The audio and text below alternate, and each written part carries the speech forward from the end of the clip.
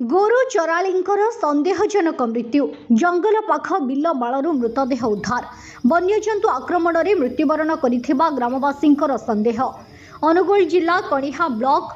सुसुबा ग्राम पंचायत पोड़ागड़ ग्रामवासींकर गोरु गाई चलाउथिले 66 वर्षीय वृद्ध टिहिंकु हेन्ताळ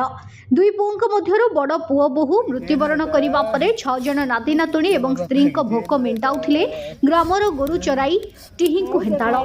गतकाली ठारु टिहिंकु हेन्ताळ जंगल पाखापाखी अंचलरू गोरु चराई जाइथिबा बेले संध्यारे आउ घरकु फेरी नथिले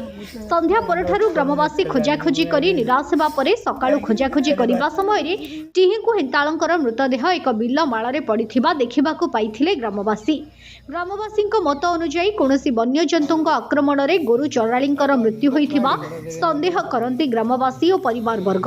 रेंगाली पुलिस घटनास्थल में पहुंची तदंत कार्य आरंभ करिथिबा बेले वन विभाग पक्षरु कौनसी पदक्षेप निया जाई नाही। पुलिस पक्षरु कहा जाइछि शव व्यवच्छेद पर जना पड़िबो मृत्युर प्रकृत कारण प्रशासन प्रकृत तदंत करी मृत्युर कारण जानिबा सहित सरकारक तरफरु सहायतार दाबी करिसेंति ग्रामवासी और परिवार वर्ग।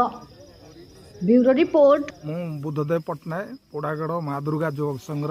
सभापति। ये टिंकु हेन्ताळ से गाई चरेवा नाकि सबुदिन आसे